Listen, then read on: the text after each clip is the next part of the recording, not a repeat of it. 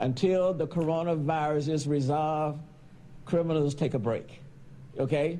Stay home, okay? Stay home and don't commit any crimes. And that way, they'll stay safe and out of jail, and police officers will stay safe and can go home to their families.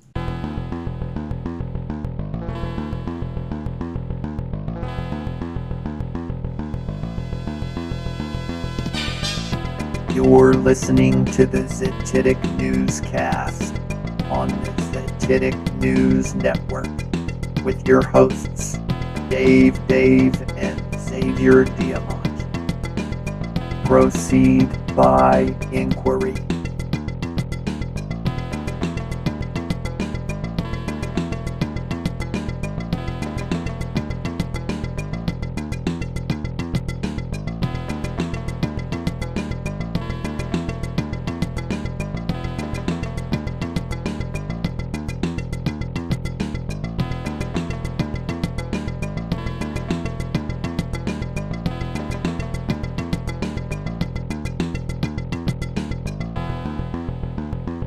Crooks, criminals, you chill.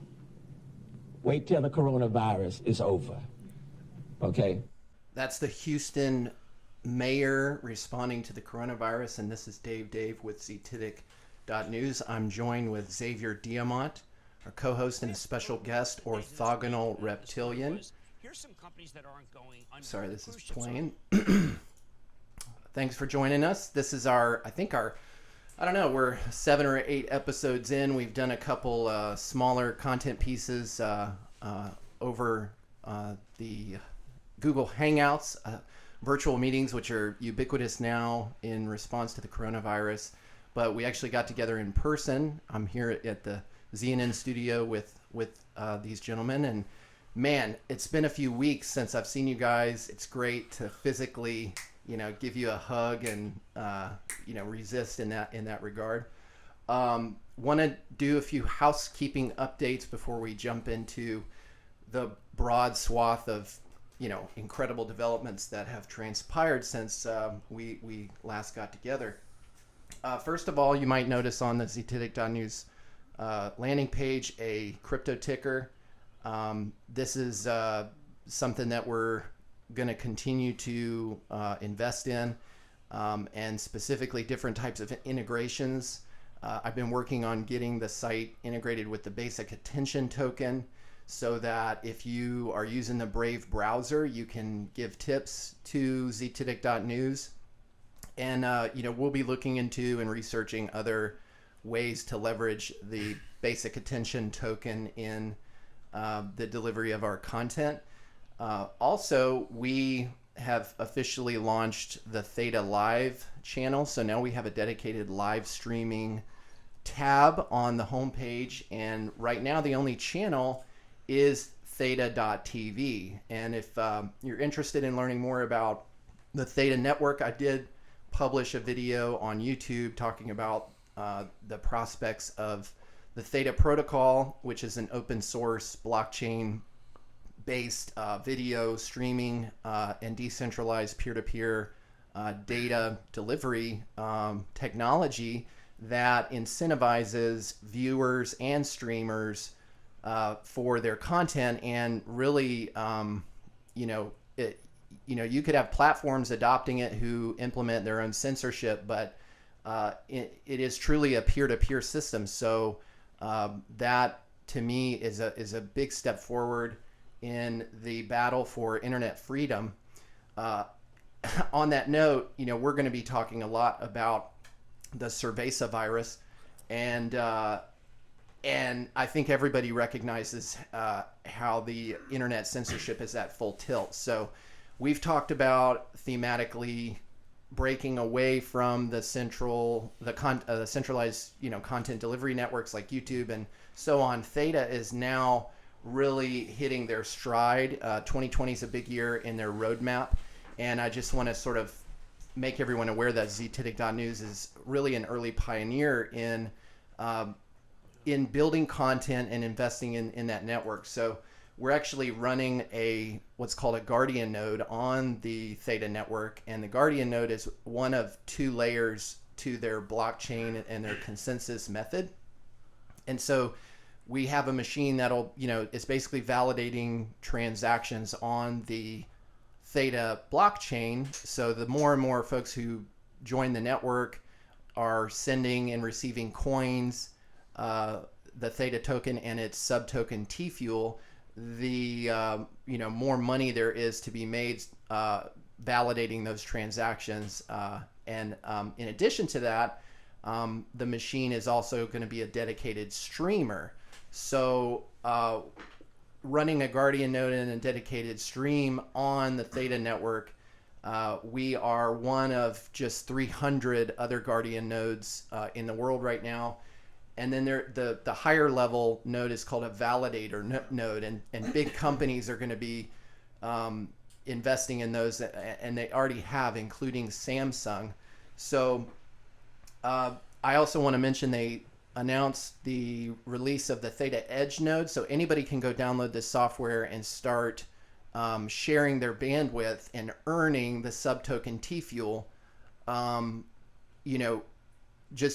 You're essentially, sharing the bandwidth that you're already paying for. In their methodology, you'll be able to sort of donate the T-Fuel to other streamers. You'll be able to earn it for watching streams, and you'll also, premium services will be, discounted and maybe even delivered at no charge, depending on how much T-Fuel you can earn. They predict in their models, an average implementation, which would just be one of these applications embedded in a smart TV, that you'll, basically earn enough with the average bandwidth that could be shared to pay for a Netflix subscription. But our goals are a little bit loftier. We're trying to set up a self-sustaining supply of these T-Fuel tokens, because they're essentially like bandwidth credits that we can use to deliver premium Zetetic.News content, essentially at no cost to the viewer. But you could, depending on the integration, earn your own T-Fuel watching the streams and sharing your own bandwidth at the same time, building upon the network. So check them out. You can also go to guardianmonitor.io, and you can see the list of all the validator nodes, which have more than 2 million Theta tokens staked, and then the Guardian nodes. And right now, I think the Zetetic.News Guardian node is ranked 128 in terms of its stake, and you can see how consistently we're online and the efficiency of the Guardian node, etc. So that's really cool. You can also come over to our channel here and watch esports 24/7 peer-to-peer streaming. You can chat and donate and earn T-Fuel right in the Zetetic.News browser. So that's really cool. Check that out. Excellent.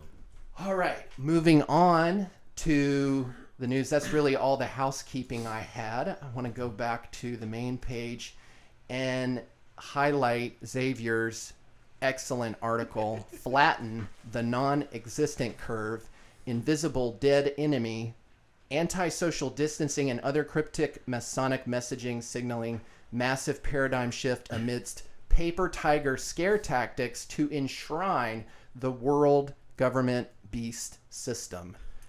And it's funny, talking about YouTube censorship, I was just going to revisit some of your article the other day, and YouTube already blocked the very first YouTube video that you put in there. So I watched Wakey Wakey, which was excellent as always, but I couldn't watch this one because they blocked it. So why don't you just take a few minutes, Xavier, and talk about your article and definitely there.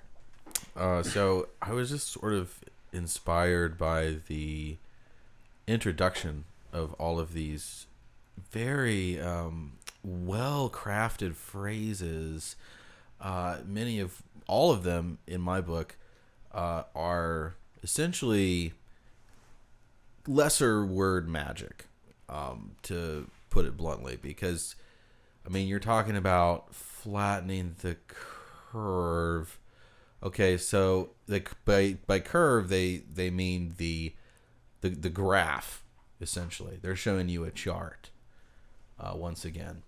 And invisible enemy. So besides it being an obvious Stalinistic homage, you're talking about something that the body has been dealing with since its inception, essentially, viruses. And then anti-social distancing, you have basically that is what it is. Social distancing, it's kind of an oxymoron, right? I mean, because when you're social, you're gathered in, groups, and you're being casual or personable in some way.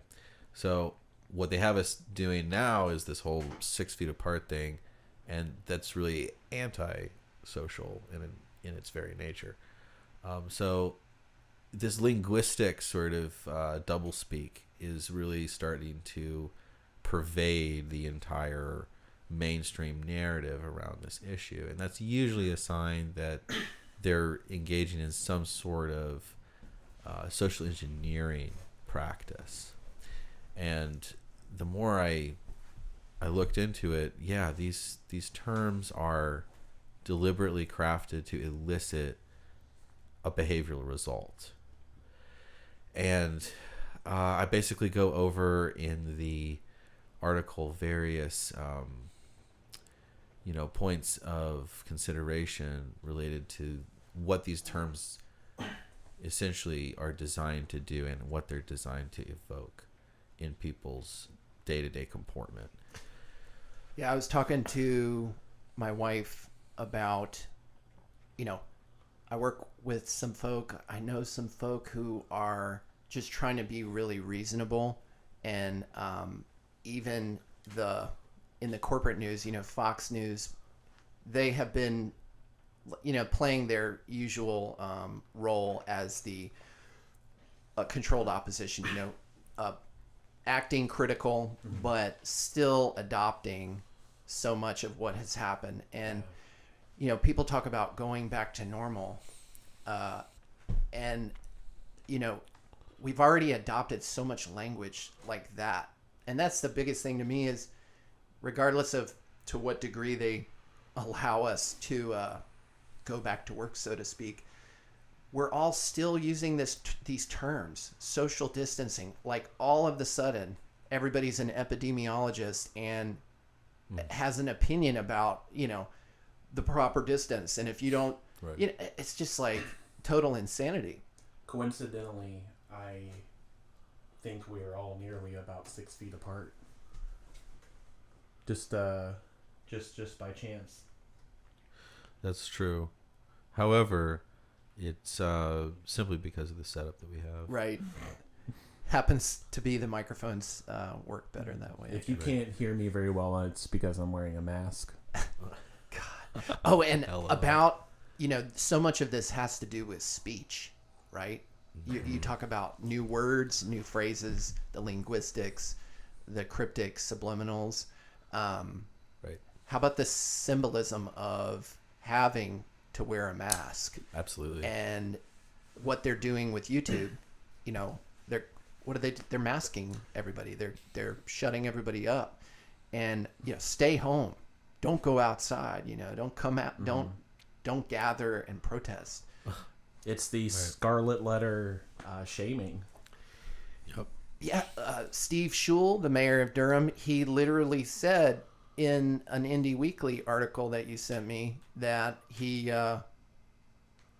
wanted to bring about a situation where it's the people not wearing the mask who are feeling out of the ordinary. And yeah, correct. It was I don't know if it was him who said that directly, but certainly one of his constituents that made that very claim that this was to be the new normal, and you were made to feel out of place if you didn't adhere to the uniform one-size-fits-all solution. Or pardon me, synthesis. Ugh.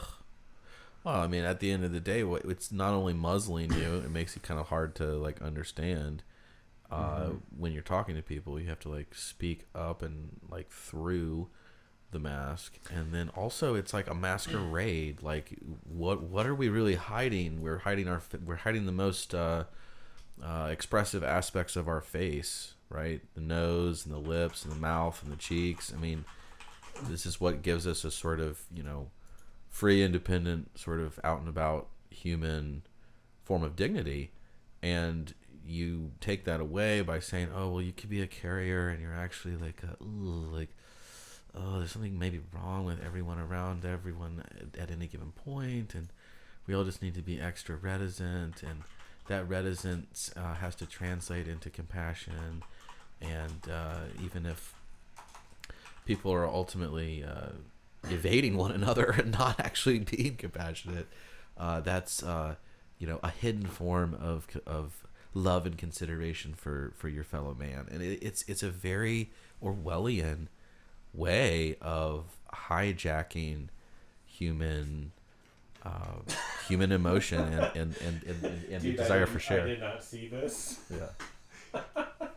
Yeah, I mean, we're supposed to believe whatever they say in the moment, right? Because initially, no mask was okay. It was the recommendation. There were a lot of companies who actually sent memos out, say, don't wear a mask because we don't like the stigma of people possibly being symptomatic.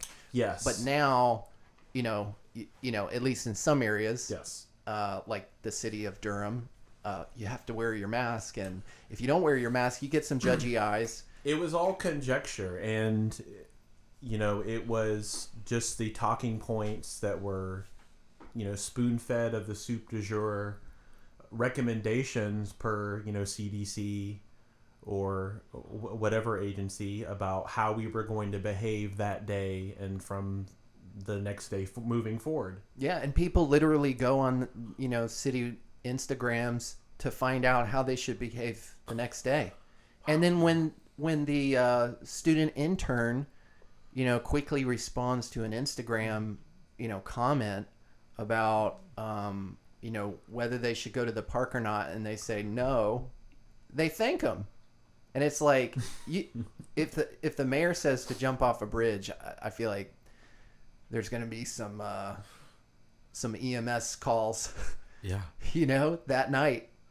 That's right. Well, I mean, they've disclosed, at least our local municipality has disclosed, that the EMS has reassessed what calls are essential and non-essential. So you may not get a ambulance if you jump off the bridge. I like this introduction of essential language, because can it not be turned around? It absolutely can. Okay. And that's why I didn't include that actually Essentially, in the article. it could.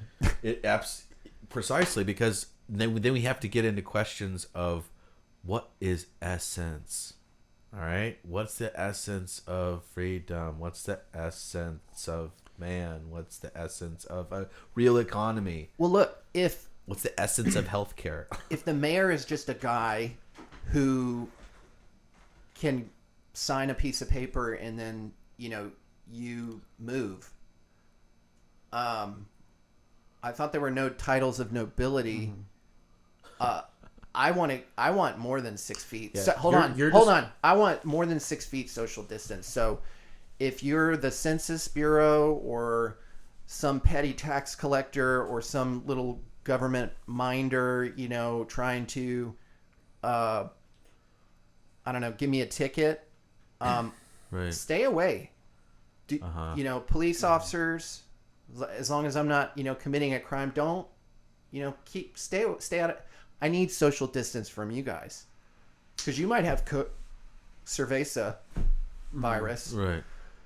and why can't I use that for my own protection?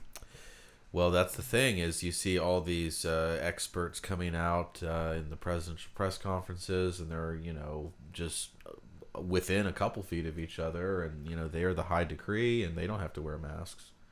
Oh, it's interesting. Right. There was some really weird audio that came out from like a hot mic. Oh yes. At the press briefing room where Trump has been giving these, and Fauci and all them. Listen to this. What's up, Barry? All right, man. What do you know, babe? You can take out the mask, Doug. The case fatality rate's like 0.1 to 0.3 according to USC. Is it really? That's reassuring. USC. Everybody here's been vaccinated anyway. USC and LA County Public Health come up with a study. They found that there are 7,000 cases in California, but they really believe that there are anywhere from 221,000 to 442,000 people who were infected. Really? Yeah. So that makes it 0.1 to 0.3. There's a study to come out with, or? Yeah, just give it to them. So it suggests that the case fatality rate is 10. Wow. Which puts you right in line with the flu. Yeah, exactly. That's what it is. So it was a hoax. I don't know if it was a hoax.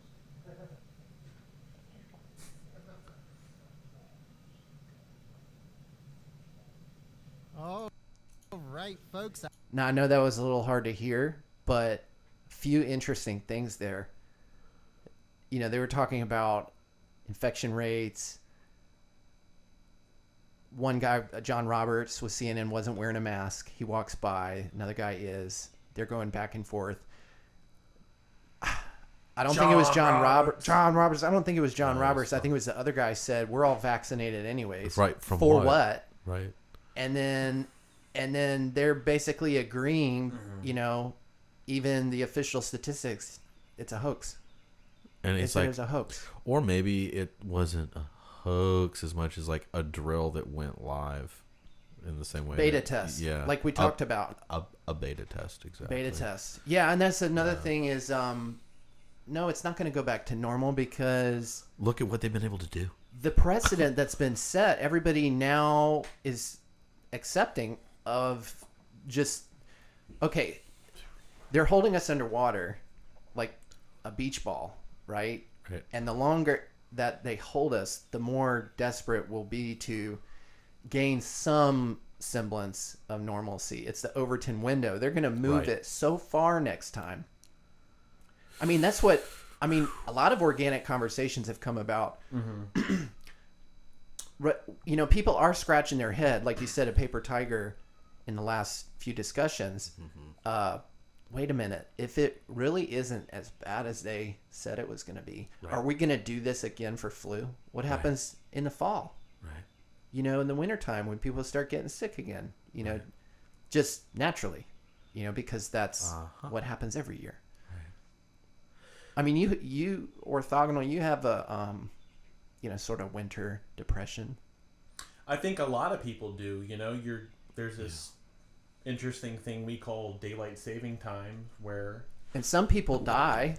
Yeah, where you know we don't get enough vitamin D. I typically take a vitamin D supplement. A lot of people do. I used to point and laugh at people that got those sunshine lamps, but you know it's the real deal, and you know I'm able to tough it out a little better now, but usually by February, you know, I just kind of give in to the cold, dark, long days. Right. And lo and behold, that's right when everything starts to sort of typically turn up, and the spring is coming into effect, and that was right when all this stuff got hammered down. And sure enough, they're going to probably do it again right around the holidays, which is like the first part of winter, and that's there again for like intimacy and merriment and joviality and gift giving. Right. They're gonna roll it out all over again right around there, and so they're gonna blanket over not only Easter but also the sort of Christmas. It's the war on Christmas all over again. Absolutely. And the war on Christmas never ended. And it's never ended. Yeah. How about the hypocrisy of the University of North Carolina taking money, military money, to do experiments on Cerveza virus with samples garnered in China through funding that was provided to the Wuhan Virology Lab, and then implementing some of the more draconian restrictions, not really, you know, taking any sort of responsibility for their reckless biowarfare development. Well, I mean, you could kind of see it as a sort of collusion between these two different so-called superpowers to consolidate more sway over their respective populations by following a kind of pattern of circumstance that could bring about more and more overreaching power. And so China's clearly interested in that, and they've been, the globalist combine for a long time. They're certainly not the only, or perhaps even the main threat against the United States. However, they are a significant bloc, and they have been running massive population experiments for decades and decades as to how to create a huge mass of people that are more or less under the thumb of authoritarian decree. And it was, thought, well before Clinton that, China could never get to the point where it ever had a sort of consent of the governed, and that it would never be compatible in the United States. But increasingly, the type of people who run the United States government resemble more and more people who have the pattern of interests like the Chinese government. They do want to see more and more, control over the population. They do want to run assessments as to how they can gather more information and be more intrusive. And I in that sense, I think they're kind of working together, and it's almost like this weird, like, sibling rivalry or something, where the leadership in both countries have become so corrupt and so compromised that they're like competing as to like who can deceive their population more, who can implement the most draconian measures and in what unique ways. Yeah. And that's why a lot of this has seemed to me the whole time, where it's like all these different countries are competing for like the next level in intrusiveness. And the ones that seem to have a successful new introduction of the state in people's lives, those numbers are not as high, right?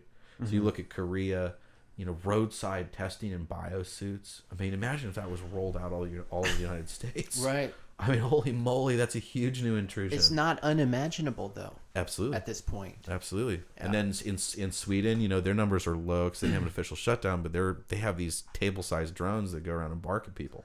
Right. Yeah. So that's a whole new measure, right? And I think that the whole goal of this Thanatoid, I see it as a more Thanatoid hyperbole from the super society. I love it when you say that. Yeah. Thanatoid hyperbole, I think, is one of their favorite nasty tricks that fools a lot of people, I mean, it's incredibly potent mind game. And it appeals and it activates all of the fight or flight and fear centers in the brain, and that releases stress, and then that further creates a sense of heightened desperation or learned helplessness. I mean, it's like it's such a phenomenal occult science that they've developed around fear tactics, and I think that is one of the state's biggest accomplishments. Yeah, speaking of the drones barking at you in Spain and other places, the technologies are so far advanced, as we've talked about before. First of all, China's already rolled out think of the task in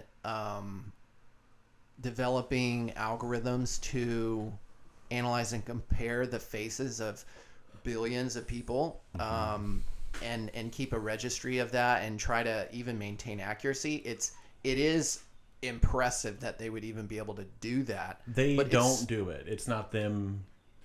They themselves have, at some levels of resolutions, maybe a participating role in facilitating all this, but it is very AI driven. No, that's what I'm saying. Recognition. Yeah. No, yeah, exactly. If that's but Xavier, I wanted to reference a document that's already been authored that describes this shared ideology between the states we call China and United States. And it was authored during this Clinton era that you were talking about. And it is essentially China's declaration of war against the American people in the unrestricted warfare document.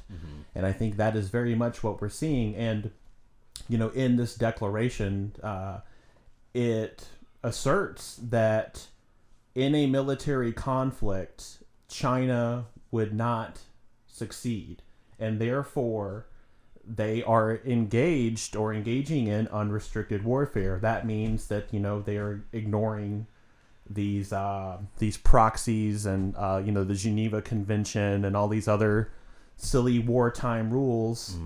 And they are going to do whatever and anything it takes to supersede the United States of America. That, of course, means economically, socially, scientifically, certainly not spiritually. Right. But I think that these scenarios have been conjured up as egregores long before we can even point to documents, right? So I think within this, even if you look at someone like Jack London, right, in the early 19-teens, he wrote an article about what war between the United States and China would look like, and he predicted some sort of biological pandemic basis for it. And it could be used as sort of a false fall of China, in the way they did kind of a false fall of Russia. Where nothing fell about Russia. Look at where it is now. It has a lot of sway in the world, and as the same thing with China now. And I think that they're going to maybe say that, the Chinese economy is about to collapse and everything's going into free fall. But they've already laundered so much money and rigged so many markets in their favor that China could easily pretend to be out of the picture, but in fact garner a lot of regional power in the process.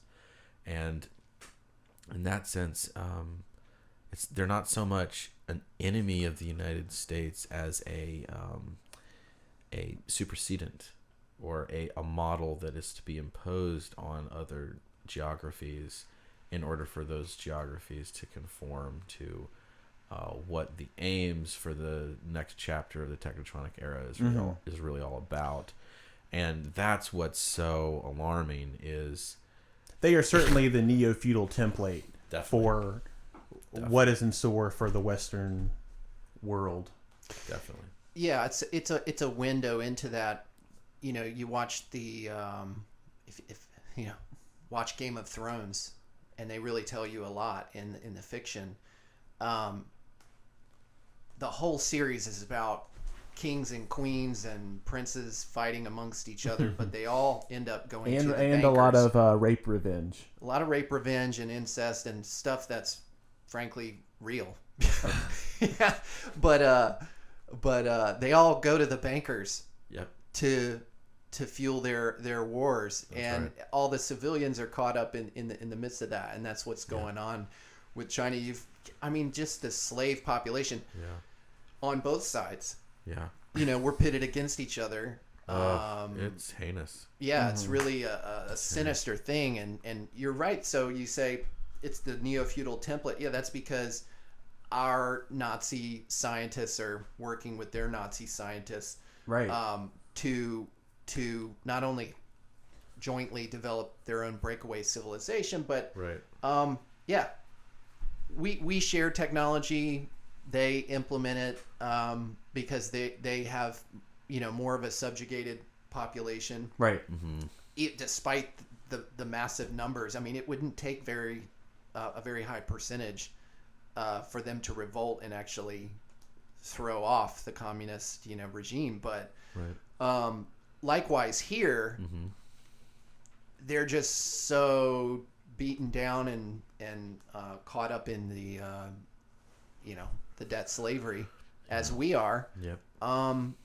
We don't even really realize the degree to which both of us have been subjugated by the same powers. But if you watch CNN, the royal wedding, it's just ceremonial. Yes, traffic in London had to stop for it, but that's just ceremonial. It's just tradition. Right. And if we look at prior, the periods of conflict that are dubbed world wars, you see intermediary accelerators of conflict between major powers. So World War One, you have England doing a sort of triple entente between France, Germany, and Russia, and then in World War Two you see something similar with Japan, Italy, and the Axis powers being pitted artificially against the rest of continental Europe and the United States.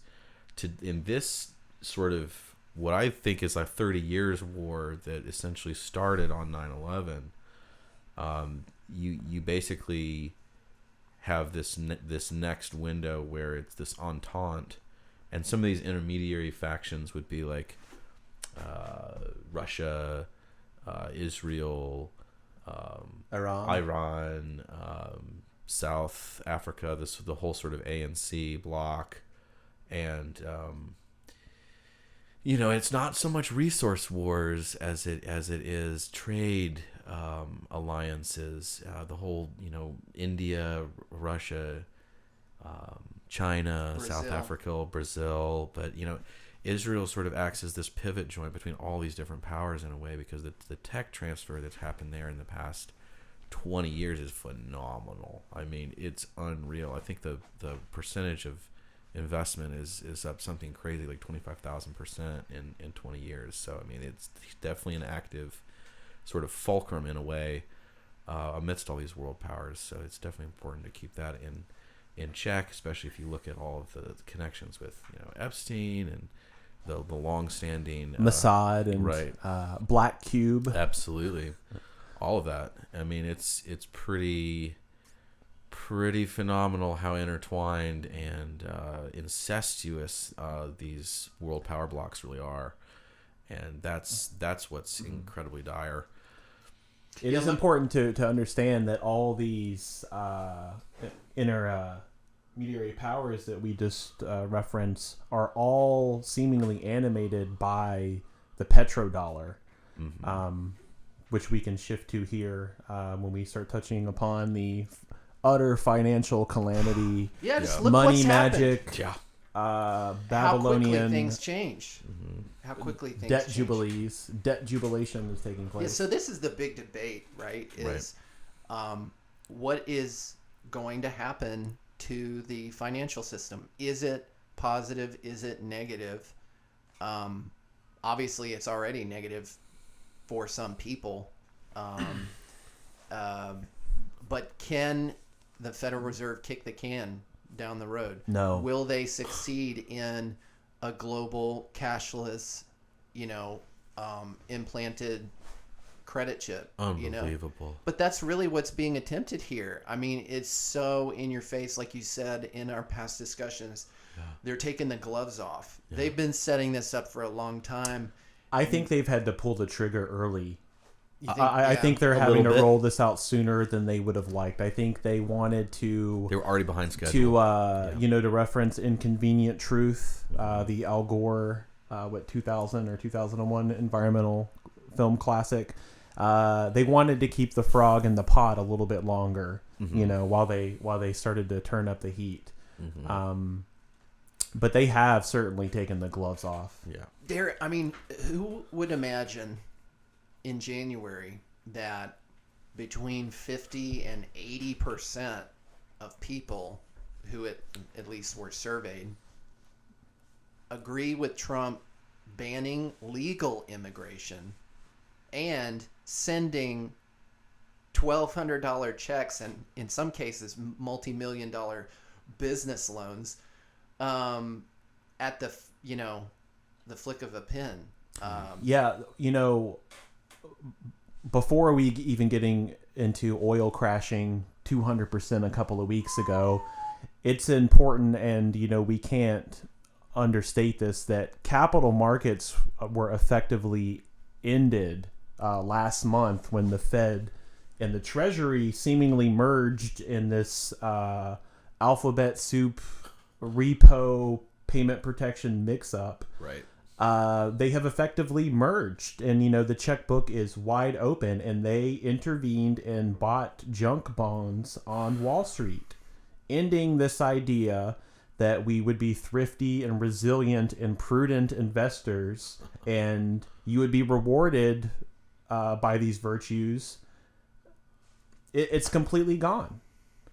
So the only way for this system to sustain itself is with the implementation and transition into this mark of the beast credit system. And the $1,200 table scraps couldn't be a better example. We were all just getting out of high school, or had been out of high school. You were still in college, Dave, when 2008 came and went, and we were just beginning to wrap our heads around what the financial system is, or what we thought it was. And here we are now as adults, and we were all locked up inside while the biggest transfer of wealth in the history of civilization took place, when they bailed out bunked, stupid corporate CEOs. But it was totally self-imposed. Oh, yeah. I mean, correct. The credit system, the financial system was humming along to some extent. If it was a natural disruption of such a magnitude as what has happened with this quote quarantine, which is such a misnomer. It's a lockdown. This is not a quarantine. It's a lockdown. Everybody's transitioning to that terminology now. It's also a depression. You keep But hearing it's the language self-imposed. when the recession starts. Part of me wants to subscribe to the idea that this economic synthesis, these repos and this junk bonds that were purchased, I suspect or want to think that they couldn't have rendered this economic synthesis if everybody was still at work getting paid. That the banks themselves would have to default on the payrolls. I suspect as much. That I'm sure that's part of the derivative equation and math magic, but in the financial sector, it is a lockdown. Hard. I mean, they're going to have so many small businesses just go under, and all these loans are going to default.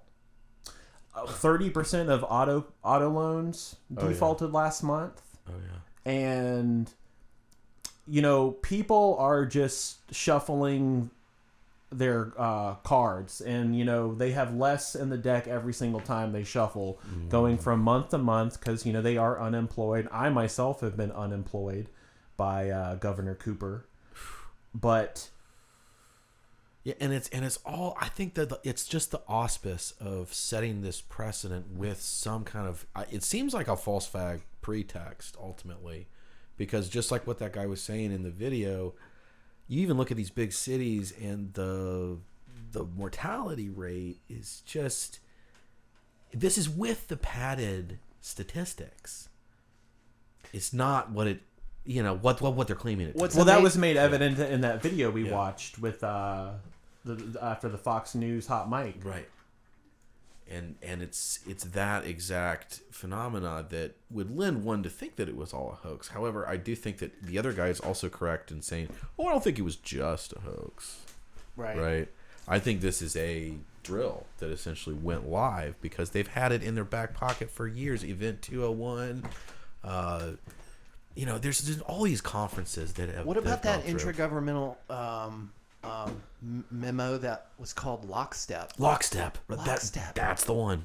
Lockstep. I mean, what do people do when they march in lockstep? That's military terminology, essentially. That's right. That's exactly right. Incredible. And they're trying to militarize this thanatoid hyperbole in the form of medical fear. Yeah. And that is the hypochondria. The hypochondria that they have, which is a diagnosis, right? Hypochondria is an affliction. It's a mind affliction, a psychology. It's a neurosis. Yeah, it's a neurosis, and they've basically created it. I would say out of thin air. Yeah, but they literally have out of thin air. Even if there's this debate about the virus itself and its lethality in and of itself, right? Right. But just in the coordinated media hype, they have really hurt people. Oh yeah. People are, entrained to the television. They know that it's an extension of their limbic system, and they're pushing on the emotions. They're wearing people down, and what they're doing, yeah, like you said, false flag pretext, they are terrorizing us. Yeah. That's terrorism. It is. What do you do with what is terrorism? You commit violence or aggression or threats even, right? To inculcate a situation that's favorable to your political views. Right. You will be approached by police officers if you open your place of business, and that's under the pretenses of protecting the public. Meanwhile, it's wrecking the future of the public. And that person, telling somebody that they're not essential because they have a stained glass, shop, and people don't need stained glass to survive, except the person selling the stained glass needs to do that to survive, because that's what they've chosen to produce for society. I mean, it's really offensive, and this is coming down from on high from people who don't produce anything except more regulations, more draconian measures, more double speak. And they're just the pretext is they never intended to open back up in 2 weeks. It was never in the cards. And I think people are going to be very disappointed with the reopening, the phase reopening. Trump capitulated when he even offered guidelines to reopening, in my opinion, because it ran cover for all the state governors to basically implement their own draconian restrictions, but Trump gets to sit back and play like and in a sense he is acting constitutionally. Yeah, I left it up to the states, Yeah, exactly. And now you've got Governor Cooper here in North Carolina. There's all sorts of other parasites like him, like just Northam. Ooh. Excuse me. I got the Cerveza virus. Sorry. Y'all are freaking out. I know it. But hilarious. Yeah, and so like with the reopening, people already are saying, I mean, I've heard it from people, industry insiders that I come in contact with, yeah, we're going to reopen, but, you'll have to provide your GPS. Oh, I forget what state it was where so many people had already downloaded the tracking app. Google has already shared because Google has all the metrics on where you're, like, they can tell based on, the accelerometers in their phone, like whether you're walking, whether you're sitting in your car, if there's other devices, like Bluetooth devices and stuff, they can measure proximity between that. That's all tied into Pokemon Go, this augmented they're trying to virtualize the world, that we know. We all saw the Dark Knight Returns, man, with the with the phone surveillance, Definitely. But that was a primitive view of, like, it was, when you watch it, I bet if we go back in like 10 years, that's gonna look like really outdated. Even it's just like a 1.0 surveillance state. But that's how a bat sees. Is like the ones in Wuhan, right? Yeah. But that's why, and we've been pumping out, especially you, Xavier, some tight memes on our Zetetic.News network Instagram, including this one. I just, the visual of the Cerveza virus and the purported globe with the thousands of pieces of space junk and satellites supposedly that are admittedly, even if you believe in the satellite, situation, nobody refutes the fact that they're surveilling us and they're taking high resolution pictures from whatever means they have, including, we know about the drones. But Furious 7 again recently, R.I.P. Paul Walker. But, they had that God's Eye system, which was effectively, a satellite surveillance like Eye of operation, Sauron almost, right? Literally, But yeah, the visual and while we have these satellites and stuff, the opposition, the best they can say is, don't track my data. I value my privacy. People say this stuff, but they don't really stand up for it. I'm a Verizon customer, and I don't know if you all have been seeing this as well. I suspect, I don't know if some phone companies, Verizon specifically, has announced that they wouldn't be suspending or terminating service during COVID-19, much like a lot of utility companies and local water supplies have continued to do so despite delinquent debts. Right. But anyway, I get a notification, I think every month or every couple of weeks, that because you all might have noticed that the bandwidths and internet speeds are kind of dragging right now because everybody's on Pornhub or doing whatever they do on Netflix, not working, but the bandwidth is dragging. So I oftentimes switch to my 4G LTE network, and I get a notification every other week that my 4G LTE data allotment has been increased by 15 gigabytes. And, they want to act like they're doing you a favor, like it's, ostensibly to keep you safe so we can, get through this and stay connected during COVID-19. But, they're doing that so they can continue to track you and, make sure you're social distancing or adhering to whatever language or behavior stimulus, they want to see that day. Oh yeah, and it's, again, as long as they have that big ticker, just like the death clock, humming along, and further imposing more and more fear, they can continue to claim justification, and that's why I question the so-called settled science around epidemiology and science with a capital S. Science Incorporated, and this whole use of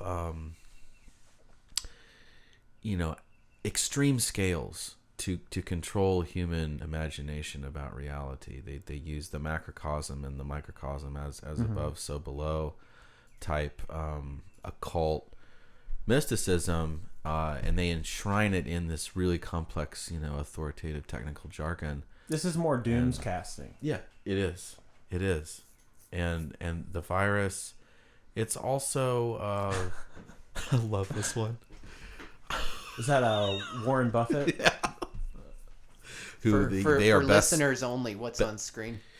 Okay, so this is a meme where Warren Buffett and Bill Gates are on the same doubles team at ping pong, and there's like all these people watching them, and Warren Buffett is like looking down at Bill Gates's paddle, and it is like a 20x oversized paddle, like it's so easy to hit the ball, and the term is Bill Gates.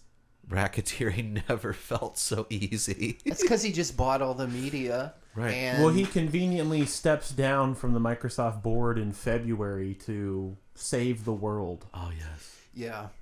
Oh, yeah. He's such a Nelly when he talks. Oh. He's a cornball. There are some good things listen to this happening. falsetto. On a vaccine, although that probably will take 18 months. That's going full speed ahead. Our foundation is funding that. We're looking at getting vaccines to everyone in the world. So in the long run, that is the key thing. Man, what is the sickness around telling you that what he's going to do? That is like paying homage to the egregore that you want everyone else to worship in the future. Where it's like, I'm going to proclaim to you that which I want you to be subservient in the future too. And check this out. Since we're on Bill Gates, this ID 2020 organization, they're promoting digital identity for everybody in the world. This is a scary article, sort of like opinion piece almost, that they posted March 28, 2018. It's a 4-minute read, guys. Yeah. And it's about how, we already have globally an estimated 95% of children receive at least one dose of some vaccine. This number is staggering. And then they basically talk about how this is a huge opportunity to basically introduce a digital ID that is integrated with some sort of immunization. Uh-huh. And this partly funded by Bill and Melinda Gates. Of course. And it's just sort of like a think tank, technocratic blog site. But, you know, behind the scenes, these guys are probably meeting on, you know, World of Warcraft, you know, guilds and stuff, you know, conspiring. And check out the disclaimer at the top. Well, Edison is anyone can publish on Medium per our policies. oh, look, But wow. we don't fact check every story. For more info about the coronavirus, pardon me, Cerveza virus. Yeah, we're off YouTube, guys. Said it once. CDC.gov. Maybe if I say CDC 3 times, we'll reappear on YouTube. Man, Oh, yes. CDC is everywhere. Oh, yeah. I mean, But it's interesting there's that like it would be suggested in this article. Well, Medium You know, is that, like that has been published in 2018. right. right. Well, You know, like I think people have probably been writing in. You know, this has been passed around in the whole calculus of this whole thing because you can see in the media. I mean, they're telling you was what it they're not planning. on your LinkedIn? Huh? Was it not on your LinkedIn? No. I see. We got one there. One of the digital gulags. And you just read that first unitalicized sentence. An estimated 95% of children receive at least one dose of some vaccine. This number is staggering. No other public health interventions reaches more children and impacts more families. That's like a sales pitch. I wish they spelled some S-U-M. Right. That would really help like enunciate and make it a little more poignant. Exactly. And it's like Get some vaccine. And then the very next sentence of yet despite this high initial contact rate, only 37% of children in the world's poorest countries are fully immunized, meaning that they received their full course of recommended vaccines. Well, okay, so it's just if you look at the increase in recommended vaccines over the past 30 years, what has it gone up like 700%, 800%? There's eight times the amount of recommended. Not to mention, you know, that's a racket. Within the context of this article, children are the vehicle, you know, for this digital ID system. Here we are talking about kids again. And this number is staggering. You know, the number of what? The number of children that get vaccinated. Why is it staggering that they get vaccinated? I think that it's, you know, it's staggering that they would get vaccinated at all. But it's really, and I was kind of picking up on it in Bill Gates' tone in that CNN Vanderbilt interview that you were playing, it's more of this fetishization or fetishizing authoritarian opinion. Right. You know, of who's the experts. That is everywhere today. Because, you know, again, Bill Gates, he's a Microsoft computer programmer. Windows. Yeah. You know, screensavers. I mean, I don't even think he was ever even a legitimate programmer. No, he wasn't. He was a corporate manager, you know, basically elevated to a position. And son of William Gates. Mm-hmm. Yeah, I mean, a eugenicist. Absolutely. You know, look at what is Microsoft, an appendage of IBM. You know, who developed the first algorithm.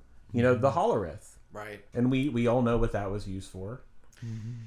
Just the boldness of this public discussion right here, and it's, you know, they're quoting folks in the global think tanks, the Bilderberg, you know, type G8, G20 financial forums. One of the biggest needs is for affordable, secure digital identification systems that can store a child's medical history and that can be accessed even in places without reliable electricity.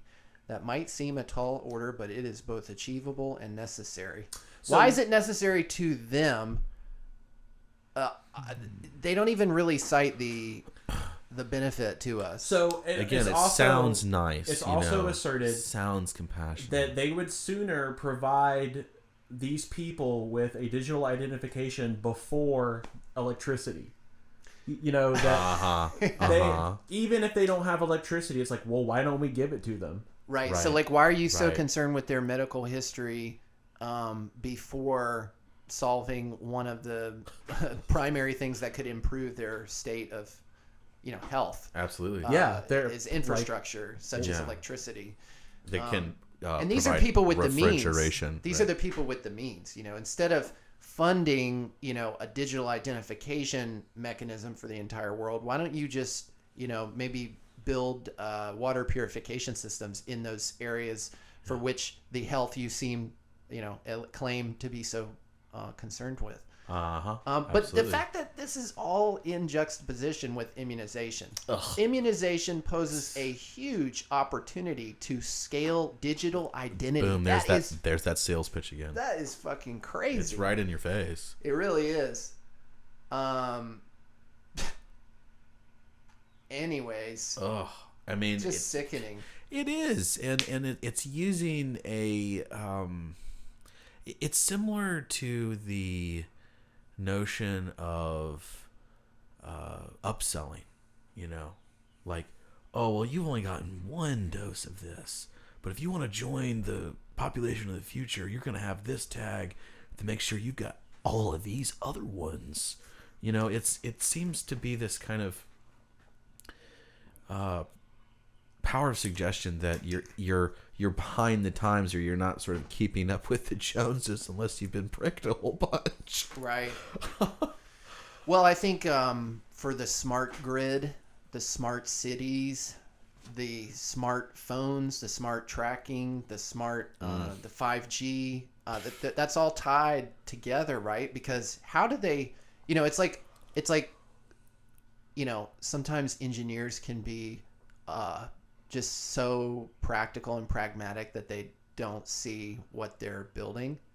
You know what I mean? And that's how Apple runs their business. They compartmentalize they compartmentalize everything. This is That's right. And so you have people who are, specialists working in these discrete fields, and then it all comes together to form this, horrid system. And it's scary because they have so much control over academia. And we see that in the Gillings School of Public Health over there at UNC, in a secret location. They're doing gain of function testing on the Cerveza virus. That's right. And literally in this article, they're talking about, basically splicing the RNA with DNA that will essentially, the DNA that they're splicing it with has different infectious capacities. So when they talk about gain of function, that's like when the disease that's not disease, the virus, so-called, that they've synthesized in the lab, will now grow easily on the, say, the lung cells of a human. And then, so like while they're talking about what they do is they experiment with these viri that they've isolated from animals to study if it might ever mutate and emerge into the human population. That's what the experiments were all about, and they were all around the Cerveza virus. And so if they successfully synthesize one, then their conclusion is, yes, it could mutate. But it's like you just created one that was mutated to that extent. Right. But like you didn't observe that in nature before, but now you've created it. So like, what did you learn? That's clearly like a useful idiot type of exercise, a compartmentalization. Right. That research is probably, taken somewhere else with some less, probably more aware individual who's got a nefarious, perhaps a bioweapon intent. Well, right. And that's how you get, the most effective way for you to retain a virus or get a virus is to be injected with it. Right. Oh, and what happened with the swine flu? Oh, yeah. Right? Everyone get your swine flu vaccine. Everyone go out and get it. Okay, but that's still around. So clearly vaccines are not a substitute for your own natural immunity. Like, duh.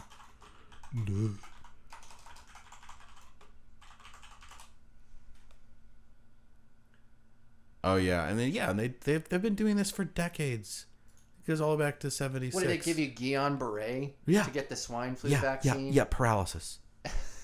Yeah. Oh, the. I'd rather have the flu for 2 weeks. Absolutely. Yeah, than be paralyzed for the rest of my life. Awesome. Yeah. Cool. Yeah. And it's scary too because H1N1, people will Glenn literally make the connection. I took the flu vaccine. I got the flu. I'm never gonna get. But I was protected from the flu. It's like, whoa, your immunity was low. Why don't you just get the flu? Right. See, why don't you just build your own antibodies? And that's the so that's the other big fraud, right? Right. That how they're terrorizing us into complicity. All this new testing and argument, you see the politicians like trying to line up and, hey, I'm for accurate testing. I'm for proper testing, blah, blah, blah. Blah, blah. And it's like all of a sudden they flipped a switch and now all of a sudden we can now discriminate. Before it was like, I can be a quadriplegic, but I still should be able to try out and be on the firefighting force. But now you got to get a test for a so-called virus that you could carry asymptomatically. But even if you're positive, you could spread it to somebody who has a lower immunity and then will get sick from it. And therefore you can't work anymore. Like that. It's pathetic. like the ultimate level of eugenics type discrimination. Mm-hmm. And now I see so many people like just sort of, because they've been worn out, by this lockdown situation, they're desperate to get back to work, right? And so they'll be like, take a test. Yeah. Swab me up, Hey, I'm doing my part. There's no adequate testing being offered as any kind of solution. They're not allowing us the option to be tested and return to work. There's no discussion. Again, it's the one size fits all solution that we're supposed to acquiesce to. And I think it's very interesting. I forget if I did or didn't mention it earlier, but our de facto United States has now abandoned the media narrative that the Wuhan wet market is the site of transmission, through animals that were sold at the wet markets. Oh, yeah. By the way, none of them tested positive for coronavirus. They didn't even sell bucking bats there. And the only samples that tested positive for, Cerveza virus, were environmental. The CCP subsequently scrubbed the entire area, just eliminating any kind of forensic evidence, and this is the media narrative that we went with. Incidentally, Zero Hedge suggested that the Wuhan lab, which by the way is literally 20 minutes away from this wet market, may be the source or origin of the virus. They were banned off of Twitter, completely blacklisted. And here we are today. Our own government is saying that it is the most likely source. We can't definitively say that yet because we're dealing with the Communist Chinese Party, who continually make things opaque and difficult for any truth to really get out of what has actually happened. But it's important to really understand what exactly they were doing at that lab. That they were literally specializing. One scientist in particularly, Ping Zhao or Zhu, I'm not sure if I'm saying her name right, was literally, here she is, specializing in bat-like coronaviruses, as was Ralph Barrick at the University of North Carolina. She published several papers on the subject, and interestingly enough, was researching the molecular mechanism that allows Ebola and SARS-associated coronaviruses to lie dormant for a long time without causing diseases. Okay, while a press release from this lab was titled, How Bats Carry Viruses Without Getting Sick. Okay. It's important to understand that we discontinued funding of this study due to concerns about it just being completely dangerous. But it's interesting that, Australia has joined in with the finger pointing, accusing the Wuhan lab of being the site of transmission, the origin of Cerveza virus. And when you look at the origins of biowarfare, at least in the United States, what's incredible to me, I mentioned this in our past discussions, is that our chemical and biowarfare research, at least as it has been funded by the military, used to be under the agency called Federal Security Agency, and it was a secret division established in World War I, called the War Research Service, and they developed some of the early, chemical and bio agents in to be used in warfare. Of course, even with the Geneva Conventions and all of the things after World War II that were supposedly to tamp down on this sort of like radical experimentation and quote research, we continued all of that with everything from MK Ultra to all sorts of vaccine testing on our own troops and so on, and this research continues. You could even argue some of the big pharma companies,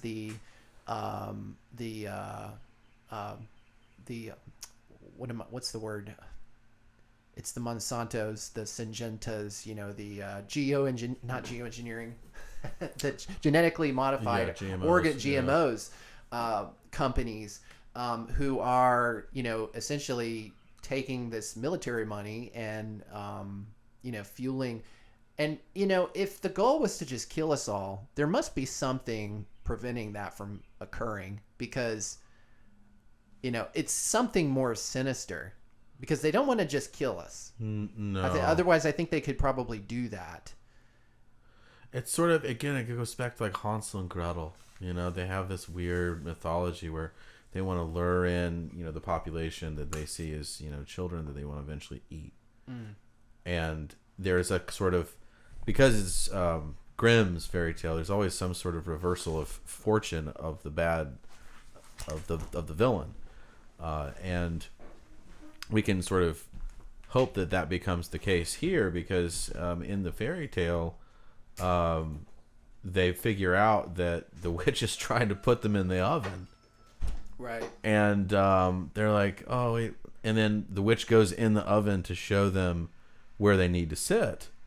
And that's when they close the oven door. Yeah. So there's a certain, again, if you have a high enough intelligence population, there's a certain strategy that says you kind of have to just let the state become a little bit more obvious with its tyranny, so that they eventually hoist themselves by their own petard. Right, gotcha. But again, people have to be kind of savvy and well informed enough to see that as a strategy, not as just what must take place indefinitely for the future for everyone's safety.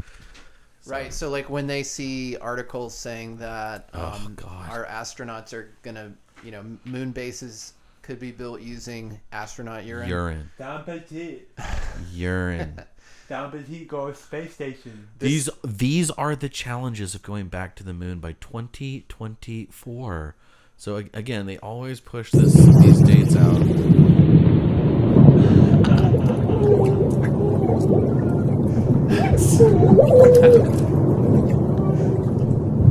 Highly recommend this Instagram.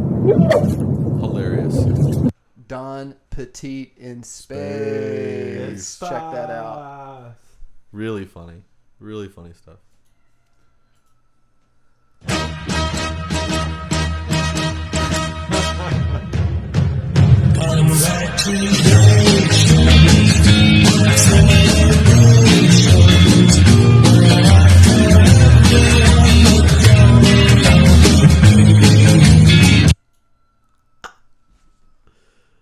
Wow. That's pretty funny.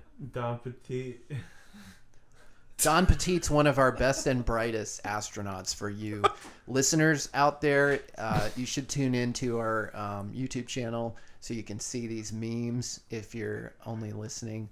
And maybe someday we'll have a 24/7 Theta stream as well. But we're showing Don Petit in space, which is a hilarious Instagram, really just roasting this astronaut. You got to look up if you don't know him, Don Petit, who's, I mean, talk about in your face, gotta get you to sit down in the oven, right? Oh, he recently had a birthday on we gotta April wish 20th. him. Happy belated birthday.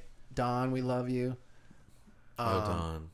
But yeah, like Sounds the idea fun. that the public would think Don Petit is like one of our best and brightest, bravest, aerospace engineers, like they're doing that on purpose to like just demoralize and continue to pull the wool over everybody's eyes.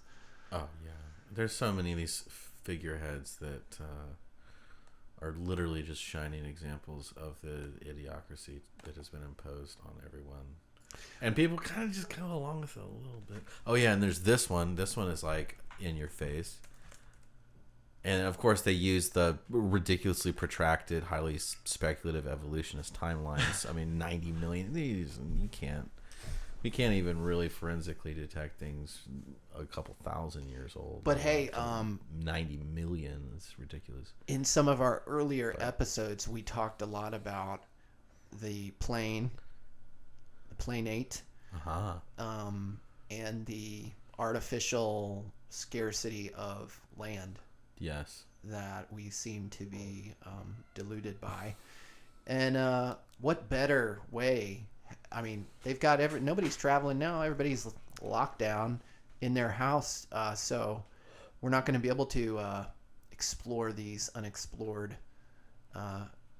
shit. I mean, it's probably not even beneath Antarctica. It's probably just, keep going. It's like the Savage Land in X-Men, that like in Antarctica there was a tropical rainforest that had seemingly preserved prehistoric Earth. That's in X-Men, huh? They're telling you some shit like that. Incidentally, the mutants no longer possess or retain their powers while in the Savage Land. Wow, fascinating. I mean, yeah, I think the cartographic censorship since the late 16th century is a pretty big smoking gun, along with, Captain Cook's voyages all along, for what, 20 years or something, multiple expeditions, never was able to find a discrete southern continent, just sailed around over close to 70,000 miles most of his life trying to find it per the order of the Queen. Didn't exist. It was just ice shelf.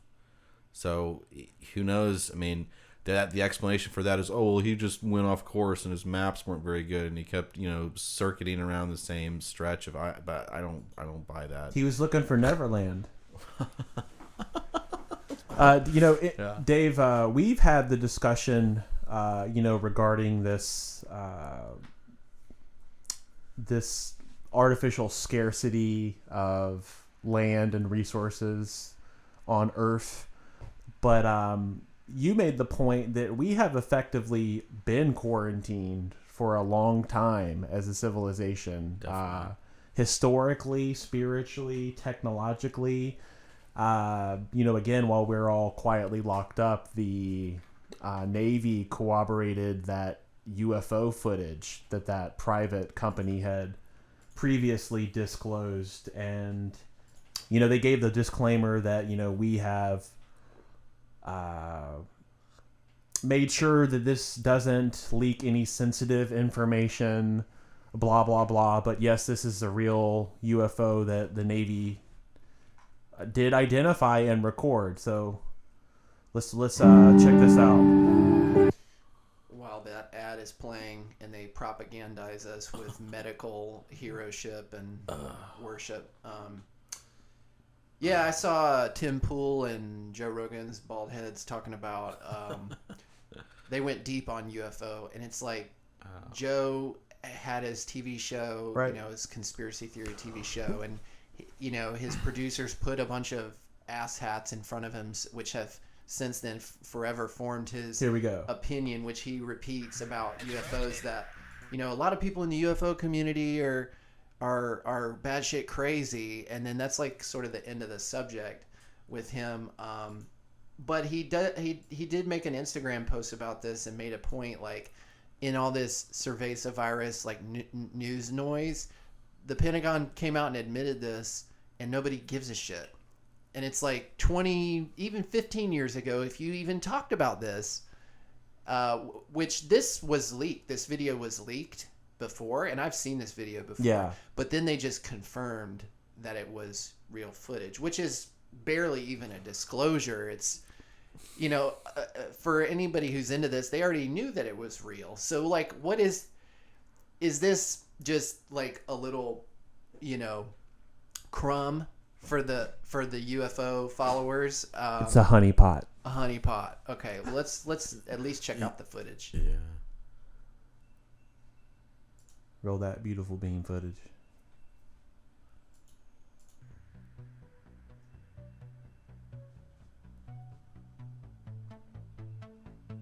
Pentagon spokesperson Su Gao.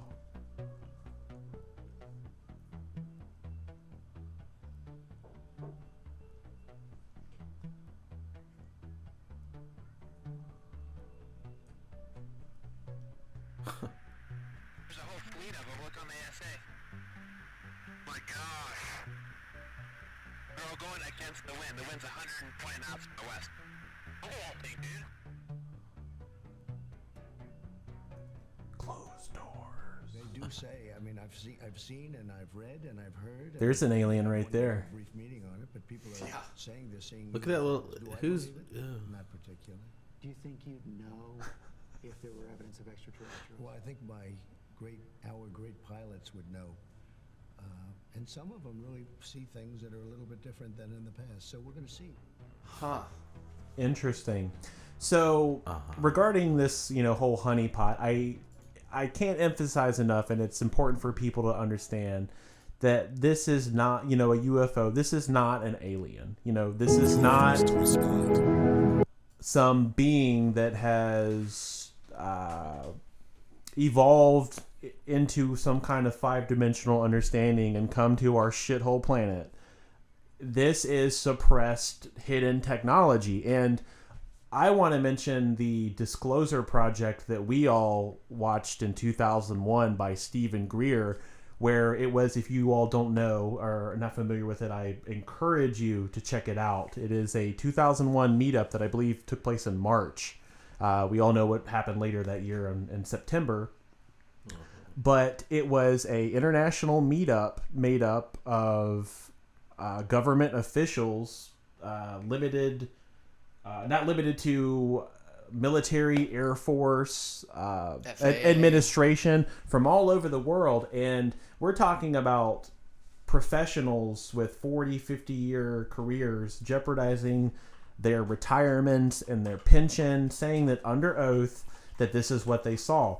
And the testimonies range from, you know, literally seeing flying saucers crash on the runway with grays and big eyes. Here's another alien, this guy.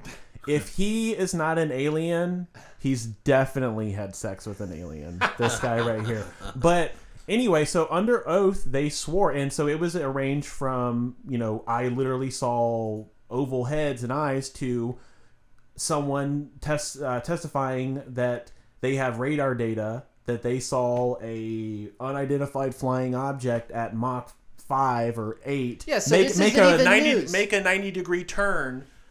And so what this means is that there is suppressed technology that transcends our understanding of conventional physics and aerodynamics that is out here putting on a show. And we're supposed to just think that it's aliens, and you know that it's utterly ridiculous. It's bullshit. I don't know why anybody would buy it. Well, it's all to get people to buy into the whole, you know, Jesuit cosmology construct of, you know, astrophysics and, you know, heliocentrism and, you know, scarcity mentality when it comes to, oh, this is all we've got is, you know, this discrete ball, and, you know, we're not allowed to explore because we've found out everything, and we're just overpopulating. Might as well kill each other off. I mean, you know, this is this misanthropic Malthusian mythology that has been weaponized for hundreds of years against people, and ultimately it's based on a huge theft of our ability to actually multiply and prosper and explore and expand. And it's, our reality has been cartographically censored from us. It's more of the Venetian model It is. of separating us for our senses, of determining what the actual truth is. Right. Tying this back to the virtualization of the world, like I was talking about with Google's 360-degree surveillance state and so on. I noticed that entering the linguistics big time. Mm-hmm. Hey, because for people who are still working like in tech or administration, who can work remotely, people are having all of a sudden they're turning their cameras on. They've had cameras for years, but everybody mainly just had phone calls. But now they're requiring, people to turn their cameras on. Mm. Number one, that's a big red flag for the, AI, facial recognition, social distancing, surveillance state. Mm-hmm. Number two, it's getting everybody accustomed to, not leaving their house, only, interfacing with the screen. You talked about the screen world last time. And also, I've heard it said, now that we live in this virtual world, I'm mm-hmm. hearing that from multiple people from different parts of the country. So that to me is part of the whole neuro-linguistic programming framework that they're erecting. You see what's happening with, we should play the Maria Abramovic. Absolutely. HoloLens, the Microsoft HoloLens. That's huge. And virtual reality. Facebook is selling their Portal now. It calls Portal. Your portal to this virtual reality. And it's Ready Player One. They're getting people used to seeing other people in low res. Right. So if there is a big fake alien invasion, people are going to be primed. They've been watching Netflix. They're already in a state of suspended disbelief and hypersuggestibility. Totally. Even War of the Worlds. That was a radio broadcast. This was before all of the behavioral Skinnerian screenification of consciousness revolution that started to take hold midway through the 20th century. This is before all of that, and there were people calling in thinking that it was literal. And this was back in the 1920s. Mm-hmm. So we're looking at 100 years after that. They could easily still employ some sort of threat from outside. Now I think that the viral tyranny makes more sense to them because it's more accessible and it's less effort for garnering many of the same freedoms that they would otherwise garner in a massive holographic light show with augmented reality and all that. But I think that they're saving that card for last, far down the line when people have forgotten how to really even interact with nature anymore, and there's a huge cosmopolitan urban environment where most of the world populations live, and their consciousness has been so augmented or mixed or screenified in some way that they're not going to be able to tell the difference anymore. And and you're looking at an actual witch. Okay, she is an actual dark mage. Okay, I can't find that video you sent. Oh, you know what? Is it? Here we go. Yeah, I think this is it. Art of the future is art without objects. Is it just pure art without objects? This is literally dialectical materialism. Oh yeah. To me, mixed reality is this answer. Mixed reality. Mixed reality. Okay. This was a unique opportunity to take the most legendary artists working now. The most legendary. Capture them in such a way that they are translatable forever. If you're a collector, you're trying to find works that break new ground. We here at Christie's believe that this is that. and it will be the first time that a mixed reality artwork is sold at auction. There was always a Massive question racket. what you buy when you buy performance. You buy the video or you buy the additional photographs. Here, you actually can have the artist's presence in your collection. The first thing that we had to figure out was you had to feel that you were in the room with Marina, not a document of Marina. HoloLens 2 was created by people who quite clearly have an interest in the audience forgetting that they are using technology. So the pure... They're interested in an audience who's forgetting they're using technology. Yes, That that's it is right there. the ultimate goal of the Matrix, right? You bet. That's the point. They've just watched that movie, The Matrix. It's all about forget it. What did Cypher want to do? He wanted that steak. He wanted to forget about the Matrix. That's right. That's incredible. Yeah. purest expression of artistic intent can happen. I really want viewer to be with me in the space and here and now. The life is dealing with what is going to stay after I'm not there anymore. And I can face myself. And that's a frightening experience. Really like you facing your own ghost. There's always this great idea of immortality.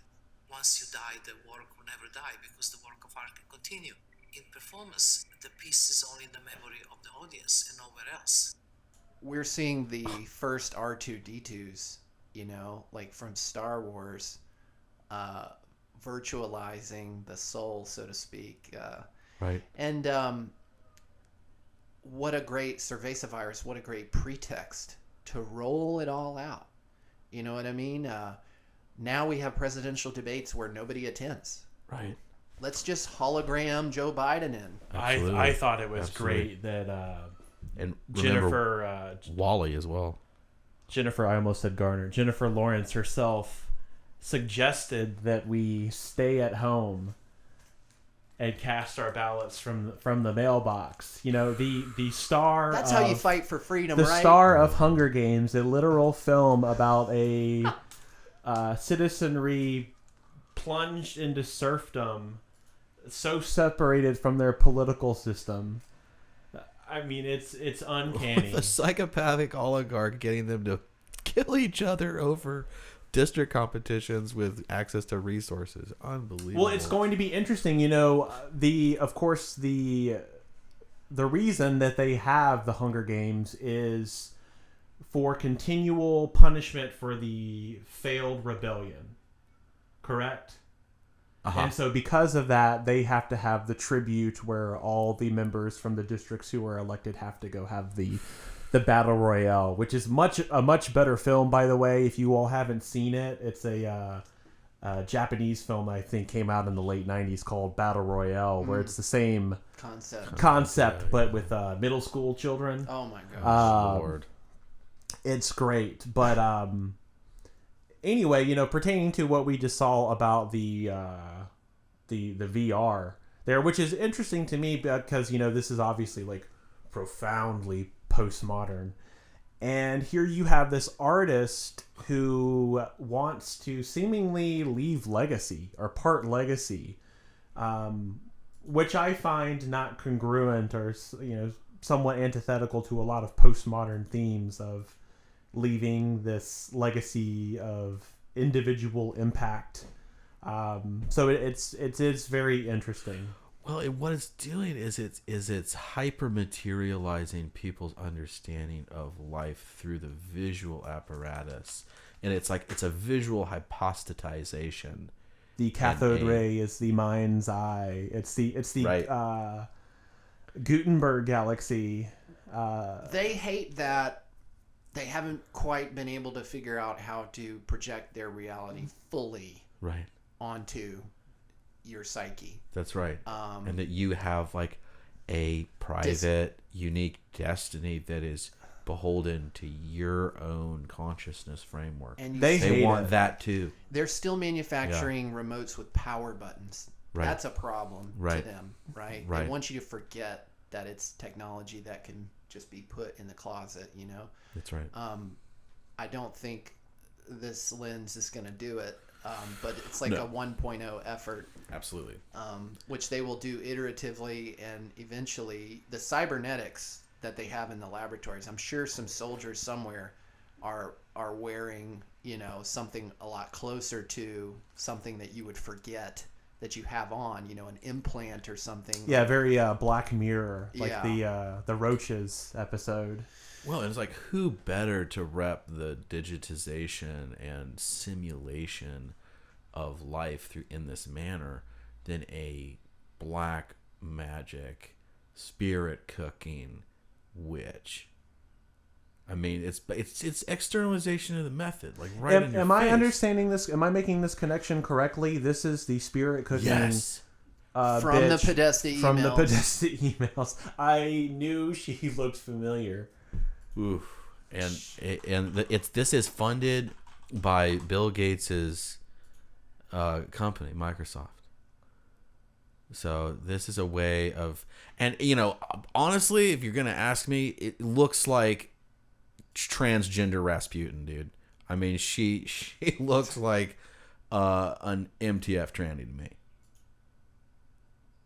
And I mean, who knows? I've also seen some contrasting pictures where in some she looks really old and in some she looks very young. She's 73 years old. So she's she's a blood drinker, man. She's absolutely an adreno addict. Well, she literally is. She literally does drink blood. Yeah. 73. This is a 73-year-old human. And she interesting. So this is why it's important to keep in mind that the true aim of this technotronic magic is to prey upon you and your psyche and your soul. Like that that is the beast system ultimately. And it again, it has to use this lesser magic of you needing to sort of at least quasi volunteer or quasi consent and participate in order for it to actually wield any power going forward. And that's how all of these designs have been implemented, is through this fake consent or this quasi manufactured contracting and acquiescing of human will to this system. And that's the whole point of the jargon and the linguistic tyranny too. This is right out of the CFR Magnus Opus, the first global revolution of uniting the world's population under a common cause, and here we have it, fighting the invisible enemy, Cerveza virus. No, we are under Emergency War Powers Act, and Trump is saying this is a war. Literally, we got the National Guards out at food banks. It's unbelievable. Yeah, it's truly, you see the bread lines now on the highways. Yeah, I mean, and that's the thing though is it's there's also the fact that everything has become more and more digitized through, because you don't have the unemployment lines at the government thing anymore because we're all shut inside and everything's digitized. Right. So, and then, with these FedRes pacification checks and stuff, I mean, it just seems like a huge leveraged buyout of the entire future of the nation by these transnational big medica, big pharma, biotech, supermasters, with but hundreds of people are more and, okay with fascism now than they were 30 days ago for sure. Just unreal. If we can go back to work. So we're gonna have to wrap up the show here. Yeah. It's been great with you guys, Xavier and Orthogonal. Thank you for joining. We're gonna try to do this more frequently. Please visit us, Zetetic.News or Instagram.com/Zetetic_news_network. And we're going to be rolling out, hopefully, a incentive program for content contributors. We'll be giving away T-Fuel, which is the subtoken in the Theta network, which we generate with our Guardian node and our dedicated streamer, which our plan is hopefully to have a 24/7 Zetetic.News stream on the Theta Network peer-to-peer, paid for by our Guardian Node T-Fuel. And in the future, we might even be white labeling that T-Fuel, maybe a ZNN coin or something, and you can use it to sort of donate intra-network and possibly buy premium content, which we hope to generate. It's been great, y'all. Love it.